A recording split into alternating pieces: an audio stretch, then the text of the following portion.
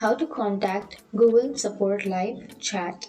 So if you want to contact Google Support Live Chat, then on Google we don't have that option. So in other cases, what you need to do is simply search for Google Support Live Chat, and here you will have Google Chat Help. So click on that search, and from here you will be able to search for the problem that you are facing. So here you need to simply get started with your Google Chat. Once you tap on it, so for example, you need to simply choose any option. Once you tap on it, here it will give you all of the Google Chat, like the introduction. Go for Google Chat Help Community, and then from here, so you don't have live chat, as I already said that Google doesn't support the live chat.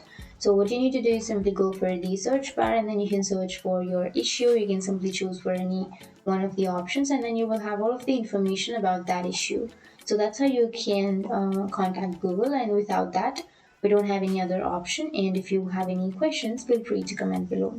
Thanks for watching.